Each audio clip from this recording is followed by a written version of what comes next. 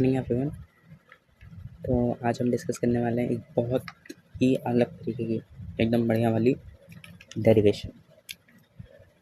देखो, करने के लिए इसको बहुत आसानी से गॉस लॉ से किया जा सकता है, लेकिन मैं चाहता हूँ कि मैं इसको कैलकुलस से करके देखूँ, क्योंकि ये बहुत मुश्किल है कैलकुलस से करना, टाइम लगता है। और कैलकुलस से जो डिराइव होता है तो वो बहुत बढ़िया लगता है। तो एक बार कैलकुलस से भी करके इसको सीखना चाहिए मेरे हिसाब से। तो एक इन्फिनिटली लॉन्ग सिलेंडर है, सबको पता है, उसकी वजह से इलेक्ट्रिक फील्ड निकालने के लिए हम गॉस लॉ से 2 मिनट में आंसर निकाल सकते हैं, लेकिन यहाँ पे हम कैलकुलस का यूज़ करके उसका आंसर निकालने की कोशिश करेंगे। तो मेरे पास क्या है इस समय, मेरे पास एक रो 4 डेंसिटी का एक सिलेंडर है। ये एक सेंटर है इसका, और मैं क्या करने वाला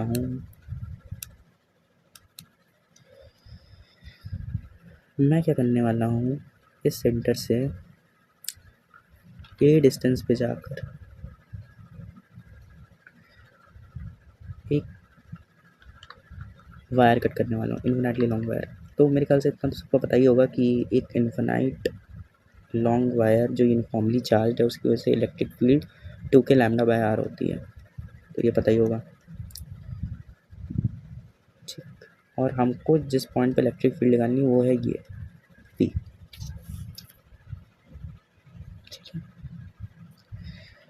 तो मेरा प्लान क्या है, मैं सबसे पहले क्या करूँगा, मैं ऐसे बहुत सारे वायर्स लूँगा, बहुत सारे वायर्स लूँगा और इनसे आने वाले इलेक्ट्रिक फील्ड को जोड़ लूँगा। फिर मैं सेंटर से लेकर पूरे सिलेंडर के लिए इंटीग्रेट करूँगा। पहले मैं इस पूरे सर्कल के लिए इंटीग्रेट करूँगा कि एक सर्कल में जितने भी वायर्स हैं छोटे छोटे, उनकी वजह से इलेक्ट्रिक फील्ड कितनी है। फिर सेंटर से लेकर पूरा एंड तक सर्कल के जितने भी वायर्स हैं उनकी वजह से इलेक्ट्रिक फील्ड कितनी है, मतलब इसमें 2 बार इंटीग्रेशन होगा। तो बहुत मज़ा आएगा इसको करने में। तो सबसे पहले मैं क्या करता हूँ, मैं इसका एक ब्रॉडर व्यू बनाता हूँ, क्योंकि मैं क्या कर रहा हूँ, मैं एक सर्कल ले रहा हूँ, एक अच्छा खासा बड़ा सर्कल ले रहा हूँ इस वायर के अराउंड, इस सेंटर के अराउंड, वायर के अराउंड एक बहुत बढ़िया सर्कल ले रहा हूँ। तो अगर मैं सर्कल को देखूँ तो सर्कल में होल बन गया।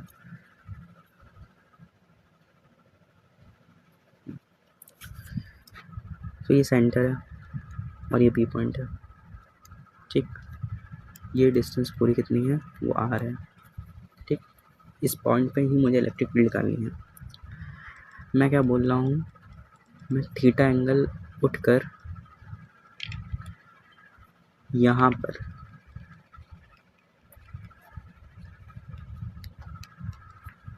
मैंने बोला ना बहुत सारे वायर्स को मैं इंटीग्रेट करूँगा, तो ये वो बहुत सारे वायर्स इनको इंटीग्रेट करूँगा मैं। तो सबसे पहले एक छोटा सा वायर मैं यहाँ पे अज्यूम करूँगा, उसकी थिकनेस कितनी होगी, अगर ए है तो मैं उसके वायर की थिकनेस बोल रहा हूँ कितनी होगी, डी है। थीटा पे जाके मैं डी थीटा का एक स्मॉल वायर कट कर रहा हूँ, ये वाला, ये है वो स्मॉल वायर। इसका इस सेक्टर के साइड उसकी वैल्यू कितनी होगी, which equal to a d theta. तो इस चीज़ का एरिया कितना होगा, एरिया हो जाएगा ए डी थीटा। तो मैंने बस कुछ नहीं किया, मैंने क्या किया, उस वायर का जो वायर मैंने बनाया था उस वायर का क्रॉस सेक्शन निकाला, ये वाला, और कुछ नहीं किया, बस सिंपल। क्योंकि मुझे सिग्मा दिया हुआ है और मुझे electric field for a wire लिखने के लिए मुझे लैम्डा चाहिए होता है, और सिग्मा को हमें एरिया से मल्टीप्लाई कर दो तो वो लैम्डा बन जाता है। तो सिग्मा इंटू इसका area which is a d theta equals to lambda. तो हमारा एक काम तो हो गया।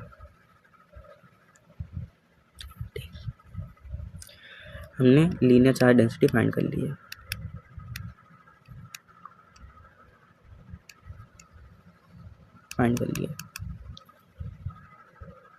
ठीक, इसमें कोई दिक्कत नहीं होनी चाहिए। अब मैं क्या बोल रहा हूँ, वायर यही है, यही वायर है, ठीक। मुझे चाहिए इस वायर के कोऑर्डिनेट्स, मतलब मैंने इस पॉइंट को किस वायर को किस कोऑर्डिनेट पे लिया है। देखो ये सिलेंडर है, ये खुद कहाँ पर है, ये जेड एक्सेस है, ये वाई एक्सेस है, ये एक्स एक्सेस है। जो मैंने वायर लिया है वो यहाँ पे है, थीटा एंगल पे, यहाँ पे ये डिस्टेंस पे। तो इसके कोऑर्डिनेट्स क्या हो जाएंगे, अगर आपने मैथ्स में स्ट्रेट लाइन पढ़ी होगी तो आपको पता होगा, इसके जो कोऑर्डिनेट्स हो जाएंगे वो हो जाएंगे ए कॉस थीटा ए साइन थीटा, ठीक। और जिस पॉइंट पर मुझे इलेक्ट्रिक फील्ड निकालनी है, पी पॉइंट, इस पी पॉइंट के कोऑर्डिनेट्स कितने हो जाएंगे, आर है तो इससे कोऑर्डिनेट हो जाए आर कॉमा 0। तो इस वायर से, ये जो वायर है, इस वायर से इस पी पॉइंट की दूरी जो अगर मैं डी बोल दूँ तो वो कितनी हो जाएगी, डिस्टेंस फॉर्मूला लगा देंगे। डिस्टेंस फॉर्मूला लगाने पर मुझे मिलेगा a cos theta minus r का square plus a sine theta का स्क्वायर, ठीक। तो ये हो जाएगा under root a square cos square theta plus r square minus 2RA cos theta plus a square sine square theta. So d की value आ जाएगी a square minus a square plus r square minus 2RA sine theta. तो हमारी एक और problem solve हो गई, हमको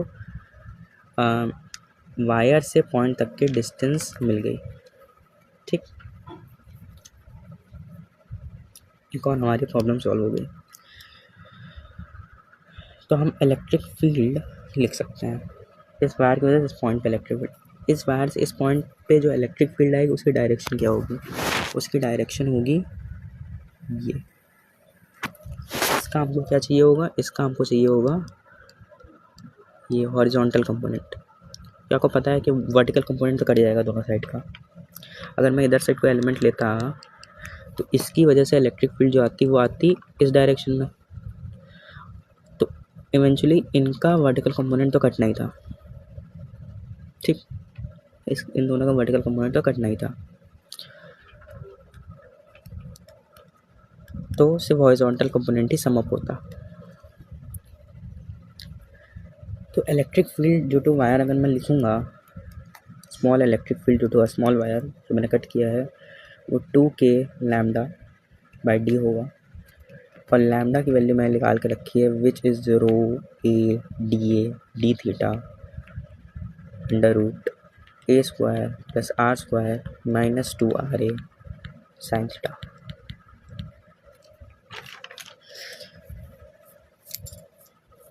वेट अ सेकेंड, ये 2RA कॉस थीटा होगा, कॉस थीटा बचा है ना यहाँ पे, तो RA cos theta,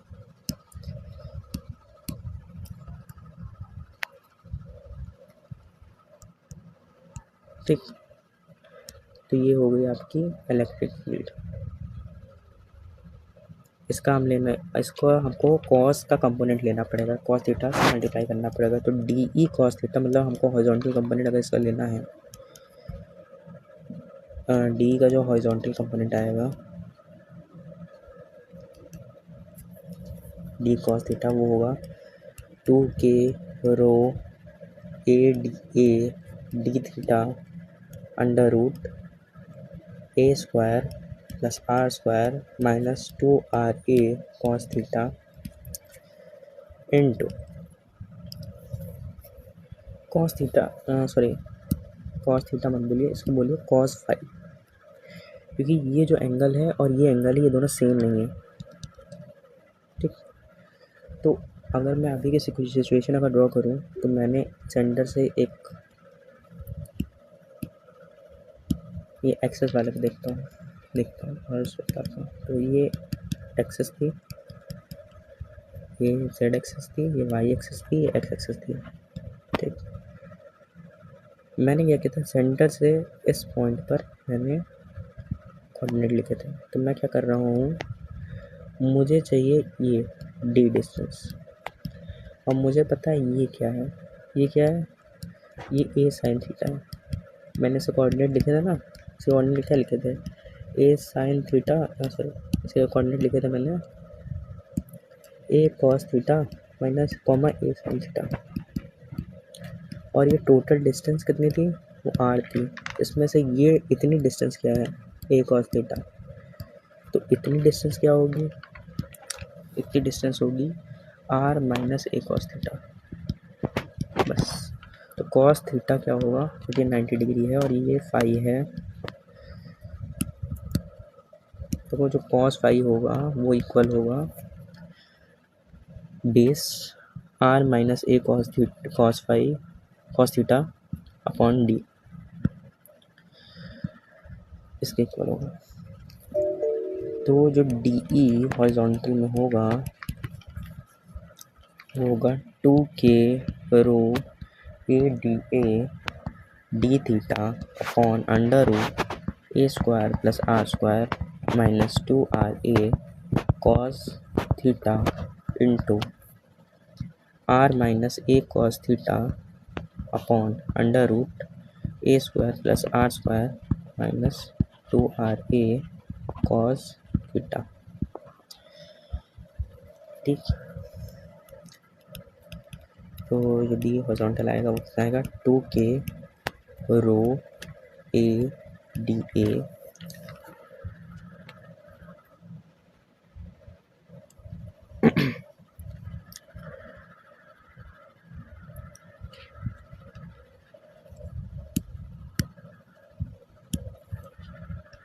into r minus a cos theta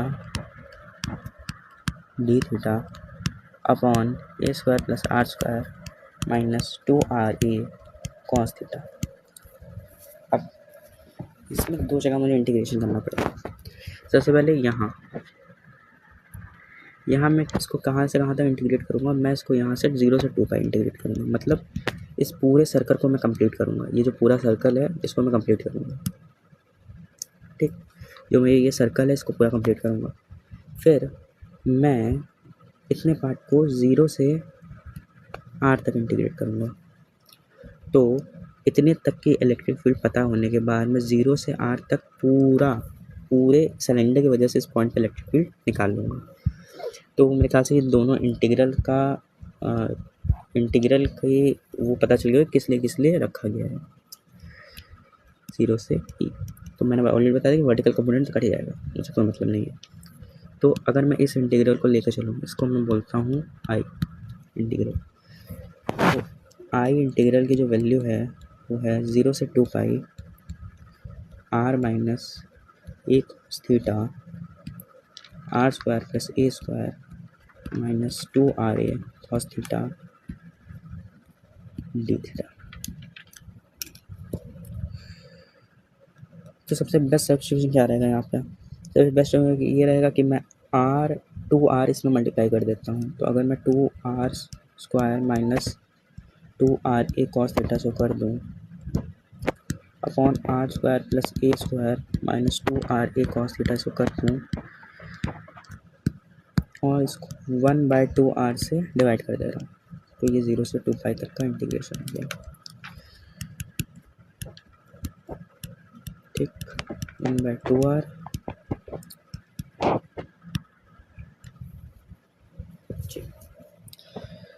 तो ये हो जाए r square plus r square minus 2RA cos theta.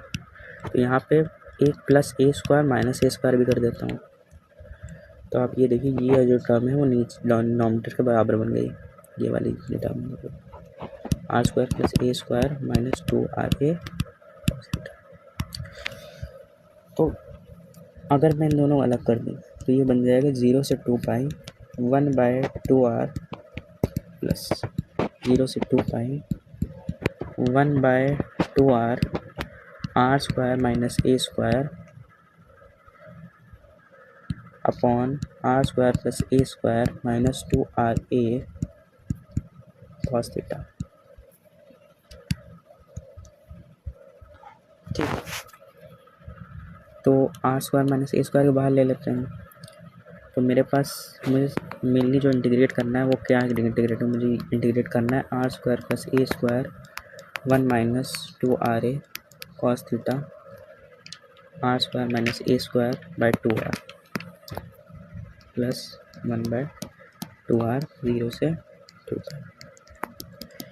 तो मुझे इसका इंटीग्रेशन करना है। ठीक, सॉल्व करना पड़ता है 1/r square plus a square 1 minus 2r cos theta, ये इंटीग्रल है। अभी के लिए इसको ए बोल देता हूँ और इसको बी बोल देता हूँ। तो ये इंटीग्रल हो, क्योंकि ये सब कांस्टेंट ही है तो कोई मतलब नहीं होगा। तो 1/a minus b cos theta. तो जनरली ऐसे केसेस में हम जो है वो क्या सब्स्टिट्यूट करते हैं, हम कॉस थीटा को पहले टैन में कन्वर्ट कर लेते हैं। तो 0 से काम करता है।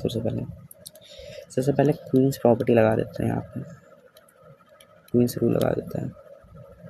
तो क्वींस रूल क्या कहता है कि 0 से 2a of fx equals to 0 to a fx plus 0 से a f to a minus x। तो अगर मैं ये वाली प्रॉपर्टी यहाँ पे यूज़ करूँ तो 0 से 2 pi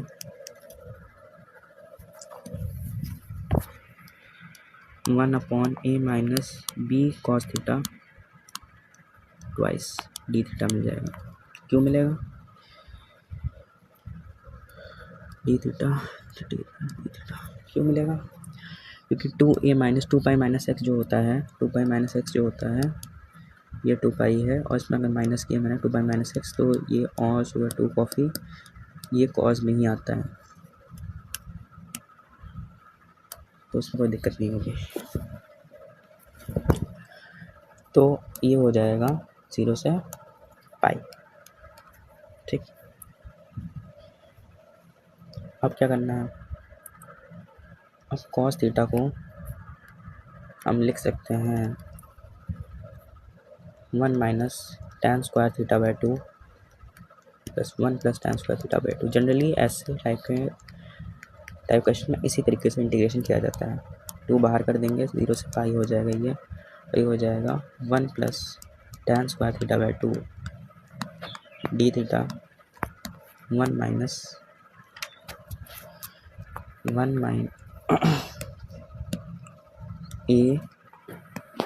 plus tan square theta by 2 minus b 1 minus tan square theta by 2।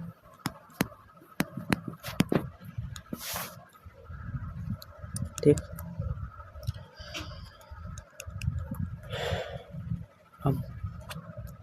अब क्या कर सकते हैं, टी को tan थीटा बाई 2 के इक्वल कर देते हैं।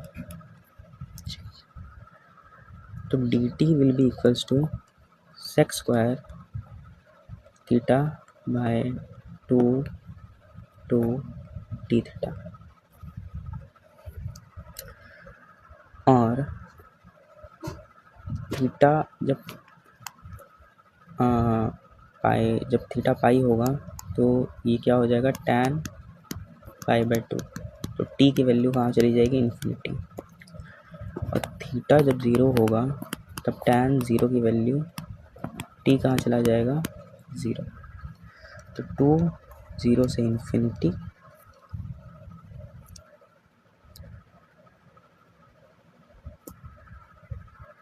डी टी की जगह मैं रखूँगा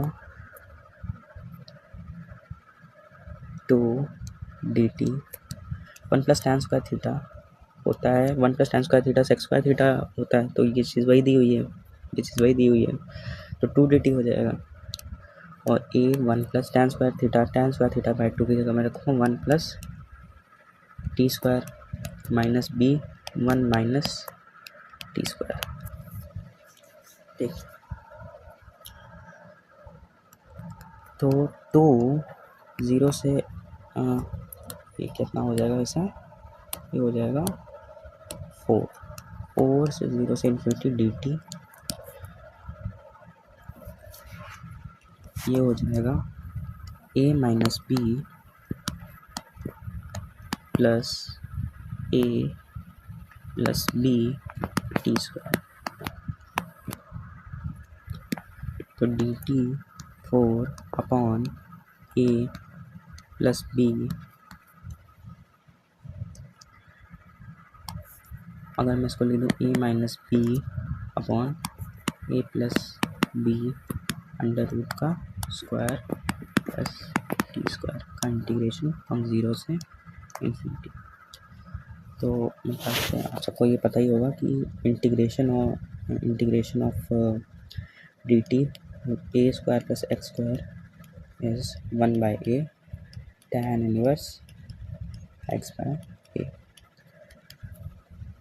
तो मैं यहाँ पे वही यूज़ करूँगा। तो ये था मेरे पास 4a प्लस बी 0 से infinity t t root a minus b upon a plus B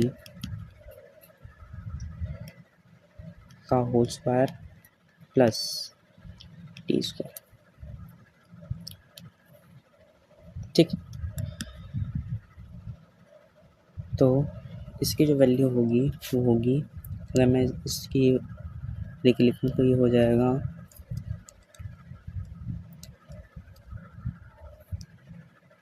root a plus b upon a minus b, यहाँ पे a है ना, a square tan inverse t root a minus b under root a plus b from 0 से infinity 4/a plus B. ठीक, तो infinity अगर यहाँ जाए डालेंगे तो tan इनवर्स की वैल्यू कितनी आएगी, π/2, और 0 डालेंगे तो 0 हो जाएगा। तो इंटीग्रल इसका आ जाएगा a plus b a minus b π/2। a plus b को अंदर भेजेंगे तो वो स्क्वायर के फॉर्म में जाएगा, तो ये हो जाएगा under root a square minus b square π/2, है ना। तो इसका जो फाइनल जो इंटीग्रल निकल के आएगा वो आएगा 2π under root a square minus b square. हमने जो a लिया था वो क्या था, वो था r square plus a square, और जो b था वो कितना था 2r है। तो a square minus b square की वैल्यू कितनी आएगी, वो आएगी r की पावर 4 प्लस a की power 4 minus 4 r square a square, और जो r प्लस a का होल स्क्वायर होता है वो होता है r square plus a square minus 2r है। ठीक, तो ये जो बनेगा वो बनेगा r square plus r square minus a square का होल स्क्वायर। तो अगर यही चीज़ अगर मैं यहाँ पे लिख दूँ तो ये हो जाएगा 2π under root r square minus a square का होल स्क्वायर। अब यहाँ पे जब भी अंडर रूट हटेगा तो यहाँ पे आएगा मॉड। ठीक, मॉड आएगा। अगर a जो है वो r से छोटा है और 0 से बड़ा है, ठीक, या 0 के बराबर बोल सकता हूँ, तो ये हो जाएगा 2π r square minus a square. ठीक, और अगर ये a जो है वो r से बड़ा है तो ये हो जाएगा 2π r square minus a square minus में। ठीक, ठीक है, यहाँ तक मेरे ख्याल से इंटीग्रेशन समझ में आ गया। इंटीग्रेशन थोड़ा सा लेंदी है, अच्छा खासा लेंदी है। ठीक, तो अब जरा हम मेन वाले पर अपने जाते हैं, जो था ये चीज़, ये जो हम कैलकुलेट कर रहे थे। तो ये हो जाएगा 0 से r 2k रो एक सेकंड, इससे पहले हमको यहाँ पे आना पड़ेगा, यहाँ पे। तो इसका जो इंटीग्रल आएगा वो कितना आएगा, 2 पाई 2r plus r² minus a² 2r। इसका जो इंटीग्रल का रिजल्ट आया वो कितना आया है, 2 पाई r² माइनस a²। मैं पॉजिटिव इसलिए ले रहा हूँ क्योंकि a की वैल्यू r से छोटी है, ऐसी बड़ी नहीं है, तो वो पॉजिटिव ही आएगा। r² से ये दोनों चीज़ें कट जाएंगी, इससे इससे ये कट जाएगा, इससे ये कट जाएगा। ठीक, जब मैंने a लिया था तो वो तो ओरिजिनल r से छोटा ही था।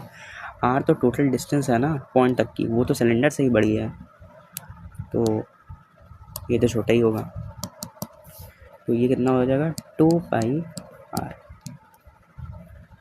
ये टोटल इस इंटीग्रल की वैल्यू होगी, रो a dA into 2 pi by r। अब इसको 0 से r तक इंटीग्रेट करेंगे, पूरा सिलेंडर कंप्लीट करेंगे ना। अभी तक हमने बस ये वायर्स को कंप्लीट किया है, वायर्स को इंटीग्रेट किया है। इन सभी वायर्स की वजह से इस पॉइंट पे इलेक्ट्रिक फील्ड आई है। जो छोटे छोटे थिकनेस के जितने वायर्स थे यहाँ पे, उन सबको इंटीग्रेट करके मैंने देखा है कि इस पॉइंट पे कितनी इलेक्ट्रिक फील्ड है। ठीक, हम पूरा जो सिलेंडर है उसको इंटीग्रेट करूँगा, तो ये हो जाएगा a²/2 0 से r into 2 pi r which is 2k rho r²/2 into 2 pi r which is rho r² 4 pi epsilon naught into 2 pi. के की वैल्यू क्या होती है, के की वैल्यू होती है 1/4 epsilon naught, 4 pi epsilon naught, sorry, k equals to 1/4 pi epsilon naught. तो 2 पाई, ये 2 टाइम्स जाएगा, तो ये हो जाएगा रो r² 2 epsilon naught r।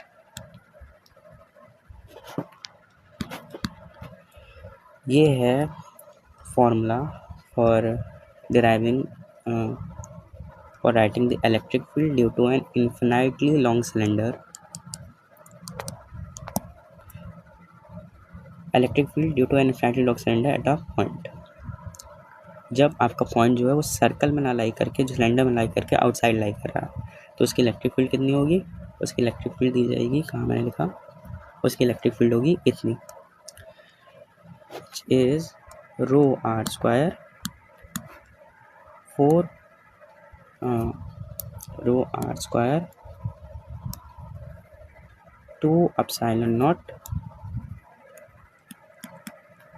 r।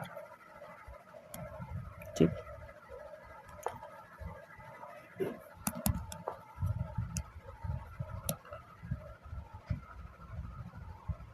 क्या हो गया, हाँ, 2r² rho r² upon 2 epsilon naught r। अब मान लेते हैं मुझे सिलेंडर के अंदर ही एक पॉइंट है, तो क्या होता, तो भी डेरिवेशन ऐसी ही रहती, कुछ और अलग नहीं होता इस डेरिवेशन में। बस यहाँ पे r डिस्टेंस तक हम इंटीग्रेट करते हैं, मतलब ये हो जाता 2k row a into integration की जो पहले वैल्यू कितनी आई थी, वो आई थी 2 पाई r, तो अभी भी 2 पाई r ही आई ये वैल्यू। इस बार हम इंटीग्रेट कहाँ से करेंगे, हम 0 से r तक इंटीग्रेट करेंगे, इसके लिए इसकी वजह से ये वैल्यू कितनी है, 2k rho r²/2 into 2 pi r। अगर मैं r से r काट दूँ, 2 से 2 को काट दूँ, तो मुझे मिल जाएगा रो r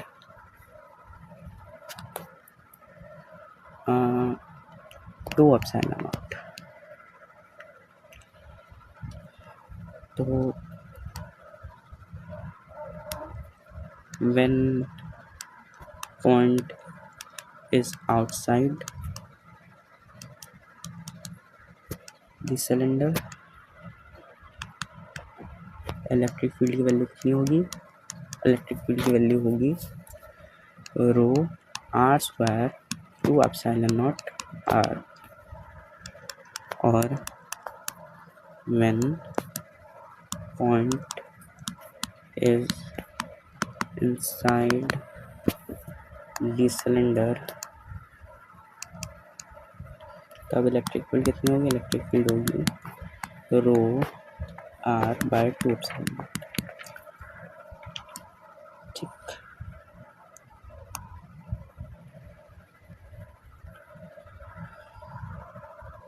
तो ये तरीका है कैलकुलस से इसको डिराइव करने का। कैलकुलस से इसको कैसे किस तरीके डिराइव कर सकते हैं, थोड़ा बड़ा है ये जानता हूँ, लेकिन इन्फॉर्मेशन होना ज़्यादा ज़रूरी है। कभी एग्ज़ाम में थोड़ा भी घुमा फिरा के आता है जहाँ पे आप गॉस लॉ का इस्तेमाल नहीं कर सकते, आपको ऐसे ही करके जाना पड़ेगा। तो ये बेटर है कि आपको ऐसी चीज़ें पता हो। ठीक, मैंने बस इन्फॉर्मेशन पर्पज़ के लिए मैंने ये वीडियो बना दी कि आपको इस चीज़ के बारे में पता हो, और अगर कभी आपको ज़रूरत पड़े तो आप इस तरीके से भी इलेक्ट्रिक फील्ड को डिराइव कर सकें। अगर आपको बहुत सारे शेप्स और टाइप्स के बारे में जब पता होगा कि इस टाइप की वजह से इलेक्ट्रिक फील्ड ऐसे निकाली जाती है, तो जब आपको पता होगा तो आप बहुत सारे अलग अलग फिगर्स की वजह से भी इलेक्ट्रिक फील्ड निकाल सकेंगे। ठीक, हो सकता है मैं और भी वीडियोस लाऊं, हो सकता है शायद अगला वीडियो में शायद कोन वगैरह पे लाऊं, तो कोन की वजह से भी इलेक्ट्रिक फील्ड मैं निकालूंगा। तो ठीक है, थैंक यू।